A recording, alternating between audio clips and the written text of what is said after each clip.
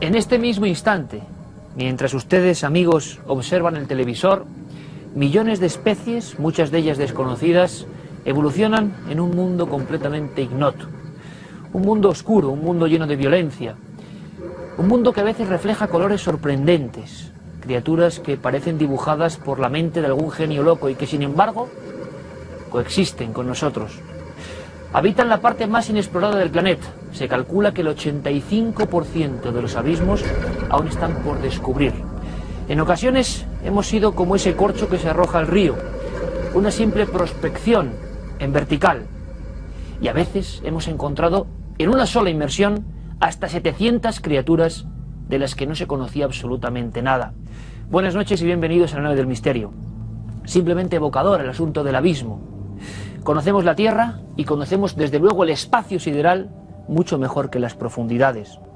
En 1960, el batiscafo Trieste del doctor Picard descendió a más de 10.000 metros. Allí se encontró vida, criaturas asombrosas, figuras que le salían al paso como si fueran fantasmas de tiempos remotos. También, como ese doctor, muchos otros dedicaron su vida a investigar las profundidades. Y en capas mucho más altas o cercanas a la superficie también hay sorpresas. Y de esas sorpresas y de esas imágenes quiero hablarles. Nos acompaña, como siempre, cuando hablamos de naturaleza, nuestro querido amigo Óscar Soriano, vicedirector del Museo de Ciencias de Madrid. Óscar, bienvenido. Buenas noches, Iker. Me hace mucha ilusión. Encantado de estar aquí delante de estos animales tan fascinantes, ¿verdad? Porque es un poco inspirador, ¿verdad? Este espíritu, como este hombre del que ahora Carmen nos va a hablar. Carmen, buenas noches. Buenas noches. Buscadores de monstruos marinos que existieron y de alguna forma existen. Sí, sí, claro que existen. Todos los que vemos en este momento, este tiburón sierra que estamos viendo, este pez sierra, muchos más y mucho más extraños podemos encontrar en los abismos marinos. Y yo creo que esta noche podremos ver alguno más, ¿verdad? Por supuesto, pero fíjate, yo cuando me encontré con esta fotografía, sabía que dentro había una historia, pero pensaba evidentemente que esto era un monstruo antediluviano, una figura que parecía el mismísimo Leviatán. Plinio el Viejo decía, hace muchos siglos, que ya estaban catalogadas, esto es interesantísimo, todas las especies marinas. Cerró el cupo, dijo 176. Se calcula, y eso bien lo sabe Óscar Soriano, que puede haber en los abismos, en las aguas, entre 10 y 30 millones de especies desconocidas. Ahí es nada. Carmen, pero la historia de esta foto va mucho más allá, va a lo humano también, a la historia de un buscador de monstruos. Estamos viendo a Michael Heltz. Él era un aventurero. Aparte de otras cosas, buscaba peces gigantes para demostrar que todavía seguían existiendo. Él también buscaba ciudades perdidas, por ejemplo, dedicó mucho tiempo a escribir, incluso sobre las aventuras que corría por todas partes del mundo. Esta es una fotografía, se hizo multimillonario porque también, además, pues hacía sus pinitos en la bolsa. Y lo que hacía con ese dinero era hacer expediciones, como esta que es en Panamá. 1923 es cuando capturan este ejemplar de pez sierra y deciden hacerse la fotografía. Mide 9,5 metros y pesa más de 2.500 kilos. 2.500 kilos. Te puedes imaginar la envergadura que este animal tenía y decide, a raíz de que pesca este pez, hacer un libro donde paso a paso va contando cómo pesca a estos peces gigantescos. Se llama Batallas con peces gigantes. Es el libro que realiza este aventurero. Además cuenta historias muy curiosas sobre pues algunas civilizaciones que adoraban precisamente a este pez sierra. Por ejemplo, los aztecas. En el Templo Mayor Azteca de México tenemos muchas pinturas donde se muestra al pez sierra y cómo pues muchos indios le están adorando. Era como una especie de ídolo, le llamaban el monstruo de la tierra. Pero también en gran parte de Asia este animal es utilizado para exorcismos, para alejar el mal, los malos espíritus de las casas, de los barcos, de las viviendas, y a veces o guardan sus fotografías o incluso esa sierra, los pescadores que logran dar con un ejemplar de estos, pues las guardan para alejar todo el mal de sus familias, de sus barcos. Hoy en día, además, es un animal que está en peligro de extinción. Bueno, una vieja foto, una historia que antes no conocíamos. Mi idea era vagar, aunque sea rápidamente, por algunas fotografías. Yo sé que Óscar tiene especial predilección por una de esas que hoy podemos pensar, podemos pecar, Óscar, pensando que estos son fraudes de internet, que enseguida se inventa uno cosas, que el Photoshop, ¿qué tal? nada más lejos de la verdad, en este caso, de este pez de nombre extraordinario como su aspecto. Pues sí, esto es un Regalecus glesne, como tú bien sabes, porque ya has visto otras fotografías que yo he traído de un viaje que hice a Tailandia. Es un pez que puede llegar a medir muchísimo más, o sea, a ser mucho más largo. ¿Hasta cuándo? Pues yo le calculo que fácilmente 6 o 7 metros. Y esto es la serpiente marina de la que tanto nos hablaba. Esto es una serpiente marina, totalmente inofensiva, pero es una serpiente marina. Quiero decir, no un reptil, es un pez, pero lo llamamos serpiente marina por esa afinidad o esa similitud que tiene con los reptiles de ese grupo de las serpientes, pero es un pez. Y tú bien has visto esa foto que traje yo, que es muy interesante, porque ahí se aprecian determinados detalles que nos recuerdan perfectamente a los dragones, estos que sacan los orientales por las calles en sus fiestas, y que van moviendo, ondulándolos, ¿no? Y es realmente interesante esa relación y esa presencia de ese pez, ese pez todavía más grande que este, que se pescó. Además, para mí eso sí que es un misterio, porque todas las fotografías aparece que es un pez pescado en Laos, y Laos no tiene mar. O sea, lo que yo deduzco es que una lancha rápida norteamericana que venía desde la desembocadura del Mekong encontró el cadáver de este pez, lo cargó y lo descargó en Laos, donde tenían una base posiblemente. Y entonces llegó allí de esa manera, pero siempre pone su pez y sale la foto y pone la localidad Laos, ¿no? O sea que muchas de estas fotos tienen su leyenda, tienen su historia, que hay que desmitificar en ocasiones. La leyenda de la serpiente marina que tanto asustó, la leyenda de los dragones, pero se le podría llamar también pez Cristo, ¿no? Sí, porque a veces adopta una postura vertical, ¿no? Tan largo que es, en forma vertical, y abre unas aletas y unos barbillones que tiene, que eso también recuerda a los dragones, esos chitos. Y si nos fijamos en la portada del libro de Tintín, del Loto Azul, que se ve un jarrón con un dragón, vemos esos barbillones, y esos barbillones los posee este animal. Y además en algunos casos los ojos son de un color verdoso, o dan irisaciones verdosas que también recuerdan a esos dragones orientales. ¿Y por qué hacemos esto, Óscar, Carmen? Porque hoy en día con internet ya nadie sabe qué es verdad, qué no es verdad. Muchas de estas fotografías vagan por el ciberespacio envueltas de leyendas, algunas superan cualquier realidad y vamos a vivirlas aquí. Tenemos más fotos y lo que es más importante, de alguna forma esos animales, algunos de ellos, se van a encarnar esta noche en el plató de nuestra nave del misterio.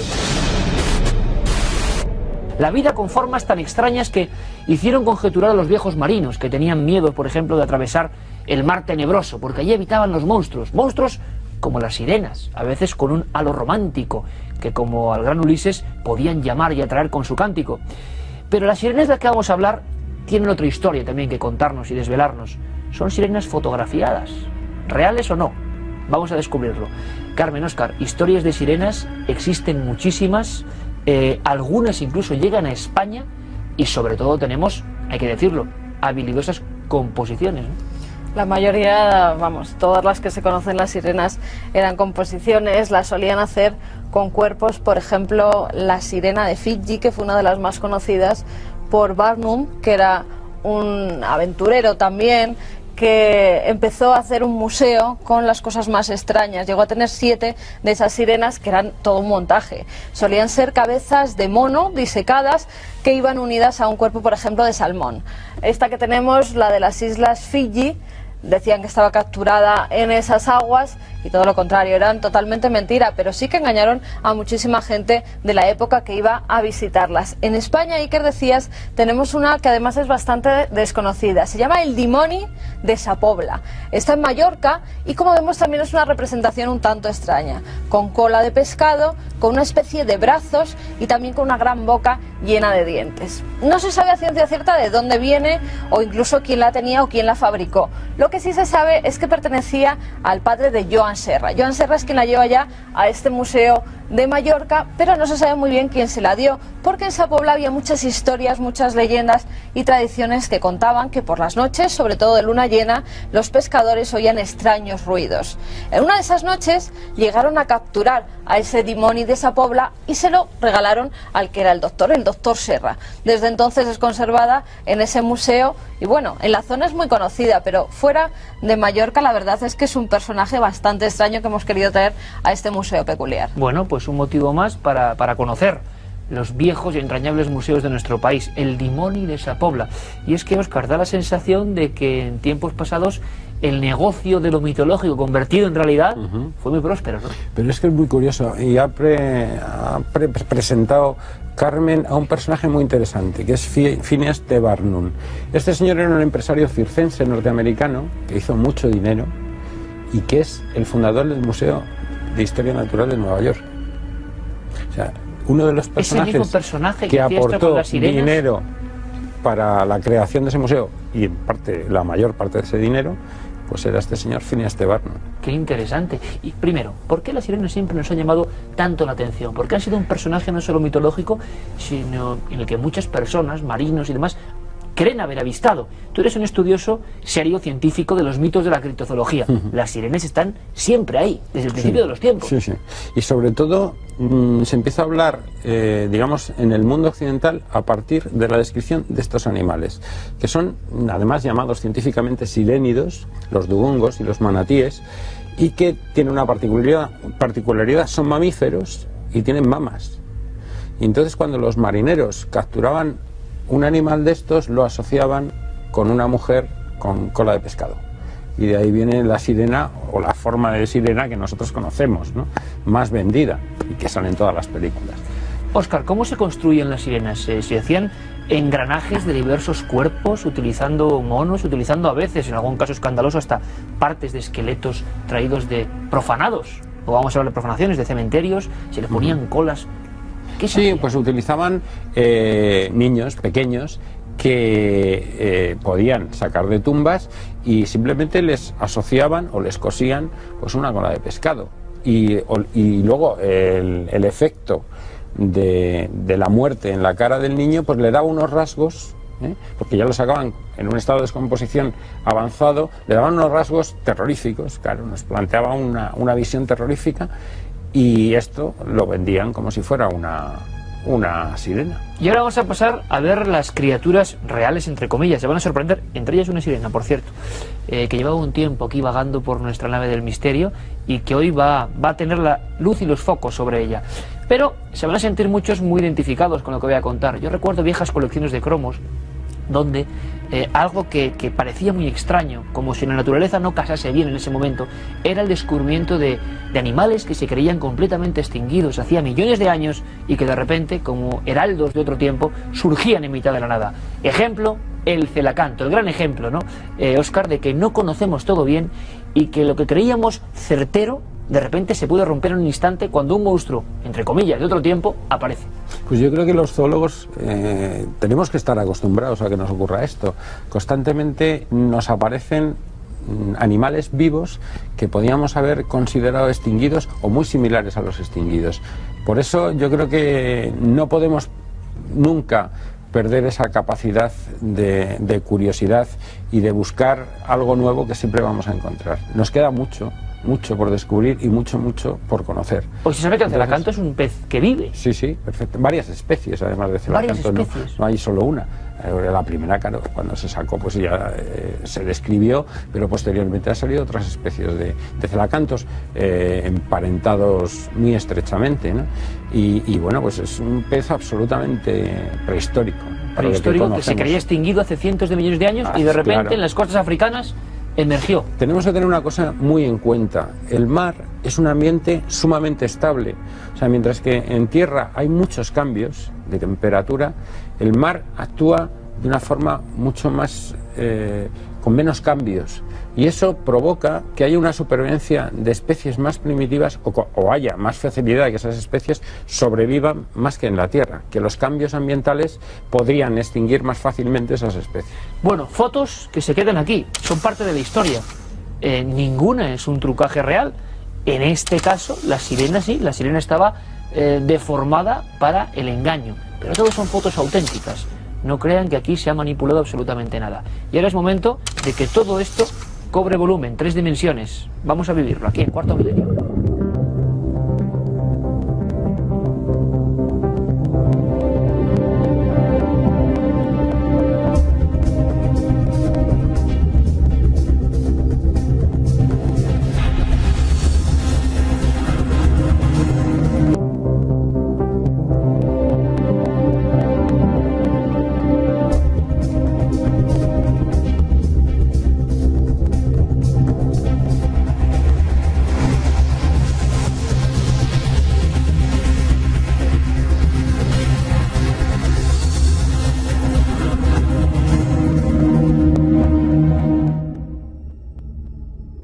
ahora de alguna forma la imaginación hace que la nave del misterio sea el batiscafo del misterio.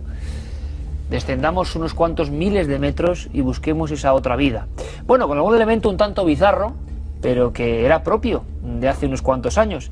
Estos sirénidos transformados por una serie de junturas, de esqueletos de diferentes especies, y que generaban una situación de terror más o menos como esta, que todavía impresiona. Y ahí tenemos dos especies en su hábitat, por decirlo de alguna forma, los pulpos luminescentes, abisales, y también el pez pelícano. Yo creo, Óscar, que son dos formas arquetípicas, ¿no? O sea, que representan a muchos más animales, pero de la diversidad que hay ahí abajo, y de que, lo hablábamos hace un momento, si nos metiésemos en uno de esos batiscafos a alta profundidad, podríamos ver con gran presión cómo se nos cruzaban bichos, entre comillas también, como estos, ¿no? Sí, sí, además son verdaderamente algunos monstruosos, ¿no? Es una capacidad de sorpresa la que podemos encontrar al bajar en un batiscafo maravillosa, ¿no? Que a todos nos gusta ver formas diferentes de vida, ¿no? Y además, en particular los cefalópodos, que son animales realmente atractivos por una razón, y es que digamos que son los más parecidos a nosotros, entre comillas. Tienen un cerebro muy desarrollado, que pueden aprender multitud de cosas, diferenciar formas, salir de un acuario, abrir una puerta, irse a otro cuarto. Desde cosas así, reconocer formas geométricas, y esto es por una razón, y es porque muchos cefalópodos tienen el ojo muy similar al nuestro, y estamos separados evolutivamente una barbaridad de años. Bueno, siempre nos quedamos sorprendidos con Óscar, ese ojo de tamaño gigantesco en proporción al cuerpo, la historia de ese pulpo abisal que llegó a ser tan temido de alguna forma por su aspecto, que a grandísimas profundidades había subespecies como el Vampiroteuthis infernalis, vampiro de los infiernos, calamar vampiro de los infiernos, con esas orejas tipo Dumbo con las que va planeando por esa noche eterna. Él se gira cuando aparece una presa y se convierte en una especie de bola de pinchos, ¿no?, que vaga por la oscuridad. Es que me parece increíble, uno de los ejemplos. Bueno, los tres que aquí estamos hemos estado en un barco científico persiguiendo, de alguna forma, a parientes mucho más grandes, al calamar gigante, en las fosas de Carrandi. Bueno, y en esa otra urna o pecera, simulando el abismo, nos encontramos con una de esas figuras que yo creo que también son arquetípicas, ¿no? Bocas grandes, desproporcionadas, que nos dan un poco de miedo, cuerpos empertiformes, bueno, un monstruo, lo que en el antiguo medievo sería un monstruo, y que sin embargo existe, real, y ahí está. Pues fíjate, algunos de estos monstruos de bocas enormes no son tan monstruos. Además, en esas profundidades hay muy poquito alimento, y mucho viene de arriba. Y es alimento en descomposición, materia orgánica en descomposición que cae de arriba, y utilizan esas bocas grandes para poder recoger mucha materia orgánica de ese alimento que les llega del cielo, ¿no? Óscar, una cosa que puede llamar mucho la atención en esa especie de constante negrura, ¿no?, es que muchos animales emiten luz, tienen una especie de luces adosadas, una especie de mezcla tecnológica y biológica sorprendente, ¿no?, de alguna forma. Pues sí, se puede utilizar de muchas maneras esa luz, por ejemplo, para un encuentro entre dos individuos del mismo sexo, ¿no? Por ejemplo, reconocerse entre la misma especie. Pero fijaros, también es curioso, si lo veis, que hay especies que tienen ojos. Si hay oscuridad, ¿por qué tienen ojos? Pues para poder alimentarse precisamente de esos animales que tienen luz. Ah, o sea, es una batalla, ¿no?, con bastante violencia, porque ahí puede ser devorado o devorar. En fin, un mundo tan inquietante como la cara del tiburón Mitsicurina, uno de los preferidos de nuestro querido amigo y compañero, el biólogo Fernando González Siches. Me enseñó esta foto por vez primera poco antes de embarcarnos en aquel viaje. Hay que decirlo, el tiburón duende, mucha gente puede pensar que es un montaje. No, es una especie no hace mucho descrita y que es verdaderamente sorprendente. Imaginemos siglo XVI, encontrarnos en el mar con un individuo de estos, ¿qué contaríamos, no? Hemos visto al demonio, hemos visto al leviatán, hemos visto al monstruo del Averno, ¿no? Claro, es que es el demonio. Son verdaderamente monstruosos, y a veces esos animales tan monstruosos son verdaderamente inofensivos, ¿no? ¿En este caso también? No, en este caso es un tiburón y... Te voy a hacer una pregunta que no debería hacer, pero que se le hice en su día, se le hicimos a Óscar, con varios buenos amigos, Luis Laria, gente del Museo de Ciencias, del CEPESMA. a muchas millas, digo, en España hay muchos tiburones, aunque no se sabe, pero hay muchos tiburones, incluso a veces pasan muy cerca de nuestras costas los temidos tiburones blancos, llenos de mitos. Es verdad, ¿no? Sí, sí, totalmente verdad. Además, a mí particularmente, ya lo hemos comentado algunas veces, los tiburones blancos me parecen, si los miramos fijamente a los ojos, los seres más fríos que existen. La mirada más fría del universo es la mirada del tiburón blanco. Ese ojo que no tiene absolutamente ningún sentimiento de candor, es la frialdad absoluta. Y sí, volviendo a lo que me preguntabas, en España hay un montón de especies, entre ellas tiburones blancos. Yo he visto en las amuras de los barcos mordiscos de tiburón blanco que se han sacado en palangres, pero también tenemos que estar tranquilos porque los tiburones son más agresivos, o son agresivos con presas como nosotros, en mares más cálidos. Realmente los ataques a tiburones se producen en mares mucho más cálidos que los nuestros. Me quedo un poco tranquilo. Pero la verdad es que, bueno, cuidado nos gusta. Con el cambio climático. Exactamente. Si se nos calientan los mares, podemos tenerlos. Bueno, el Mediterráneo en agosto tampoco es que sea muy tampoco frío. Es muy frío. Carmen, una historia que nos han preguntado muchísimo, hablando de mitos, y aquí tenemos uno de los grandes mitos. Antes Óscar comentaba algo al respecto. Revista que varias veces ha surgido aquí porque queremos hacer un homenaje casi arqueológico. Mundo Desconocido, número 3, ni más ni menos, agosto 1976, foto del fraude de los hombres peces. El hombrecito de México dio la vuelta al mundo. La noticia, se empezó a hablar de una criatura extraña y a partir de ahí la presencia de los garadiábolos. Aquí los tienen. Una historia digna de ser contada, Carmen. Sí, además en los años 70 esa fotografía y otras muy parecidas tienen un gran impacto tanto visual como para la gente que estaba interesada por los misterios e incluso por los extraterrestres. En 1974, Alfredo García Garamendi dice que ha capturado un bicho semejante a este. Y no solamente eso, dice que estaba en unas cuevas submarinas de Puerto Rico, que él estaba haciendo submarinismo plácidamente y de repente se ve atacado por este extraño animal. Dice que con esa cola se engancha a su cuello e intenta estrangularle, y que él, gracias al cuchillo que todos los buceadores llevan en su pierna por si acaso son atacados por algún animal, pues que logra matar a ese animal, pero que seguía enganchado y que dice que lo saca del agua y lo muestra a la comunidad científica. Ya en 1970 había capturado uno idéntico a este. Monta toda una película, dice que ese primer ejemplar que captura es llevado a la Universidad Central de San Juan, en Puerto Rico, y que allí pues no saben decirle a qué especie pertenece, lo meten en un bote de formol, él se lo lleva a su casa y a los pocos días unos extraños hombres que se identifican como gente de la CIA va hasta su domicilio y le requisa el bote. Nunca más vuelve a ver al garadiábolo. Pero la segunda especie lo que hace es llevarlo a un taxidermista amigo suyo y lo mete en una pecera, pues prácticamente como tenemos aquí estas representaciones. Y llama a la prensa para que vean el ejemplar que ha capturado y si alguien puede decirle a qué especie pertenece, pues mejor que mejor. Pero empiezan a ocurrir una serie de desgracias en su casa que identifican a este animal con la mala suerte. La mujer dice que desde que ha entrado ese bicho en su casa no hace más que tener accidentes, muertes e incluso incendios. En uno de esos incendios se quema también este espécimen. Bueno, además él da declaraciones un tanto extrañas. Dice que igual que nosotros mandamos monos y otros animales al espacio exterior, los extraterrestres lo que hacen es mandarnos estos bicharracos, no sabemos con qué intenciones. Todo esto, claro, se descubre el fraude y realmente lo que son rayas manta, esos animales que vemos preciosos, lo que pasa que recortados, e incluso tenían un precio. En los años 70, sobre todo en Indonesia, se llegaban a vender entre 500 y 1000 pesetas de la época. Lo que hacían era cortar el cuerpo, la cola, hacían como si fueran las piernas y esa cola, y luego las extremidades como si fueran unas alas o aletas. Podríamos terminar ahí, como ven, amigos de la nave del misterio, 1001 historias centradas en fotografías, en imágenes, que queríamos que viesen. Una de las más famosas la recogía el llorado Antonio Rivera, Los monstruos marinos, una obra, bueno, pues pionera en su especie en España, La serpiente de mar, del Esserrec, un renacuajo sombrío de 24 metros de largo, se publicó en un sinfín de libros como ejemplo de que la serpiente marina existe.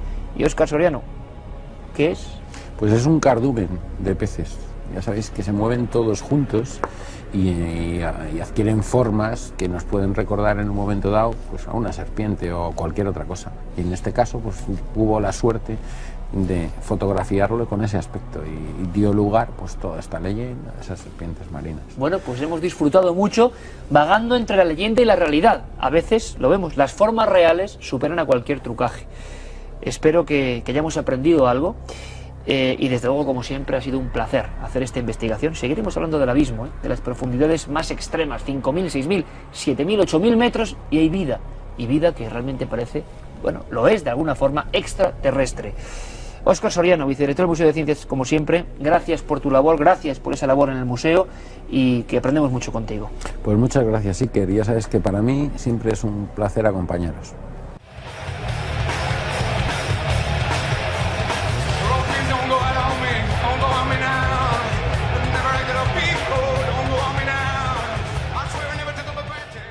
Y absolutamente nada. Buenas noches y bienvenidos a la nave del misterio. Simplemente evocador el asunto del abismo. Conocemos la Tierra y conocemos desde luego el espacio sideral mucho mejor que las profundidades. En 1960, el batiscafo Trieste del doctor Picard descendió a más de 10.000 metros. Allí se encontró vida, criaturas asombrosas, figuras que le salían al paso como si fueran fantasmas de tiempos remotos. También, como ese doctor, muchos otros dedicaron su vida a investigar las profundidades. Y en capas mucho más altas o cercanas a la superficie también hay sorpresas. Y de esas sorpresas y de esas imágenes quiero hablarles. Nos acompaña, como siempre, cuando hablamos de naturaleza, nuestro querido amigo Óscar Soriano, vicedirector del Museo de Ciencias de Madrid. Óscar, bienvenido. Buenas noches, Iker. Me hace mucha ilusión. Encantado de estar aquí delante de estos animales tan fascinantes, ¿verdad? Porque es un poco inspirador, ¿verdad? Este espíritu, como este hombre del que ahora Carmen nos va a hablar. Carmen, buenas noches. Buenas noches. Buscadores de monstruos marinos que existieron y de alguna forma existen. Sí, sí, claro que existen. Todos los que vemos en este momento, este tiburón sierra que estamos viendo, este pez sierra, muchos más y mucho más extraños podemos encontrar en los abismos marinos. Y yo creo que esta noche podremos ver alguno más, ¿verdad? Por supuesto, pero fíjate, yo cuando me encontré con esta fotografía, sabía que dentro había una historia, pero pensaba evidentemente que esto era un monstruo antediluviano, una figura que parecía el mismísimo Leviatán. Plinio el Viejo decía, hace muchos siglos, que ya estaban catalogadas, esto es interesantísimo, todas las especies marinas. Cerró el cupo, dijo 176. Se calcula, y eso bien lo sabe Óscar Soriano, que puede haber en los abismos, en las aguas, entre 10 y 30 millones de especies desconocidas. Ahí es nada. Carmen, pero la historia de esta foto va mucho más allá, va a lo humano también, a la historia de un buscador de monstruos. Estamos viendo a Michael Heltz. Él era un aventurero.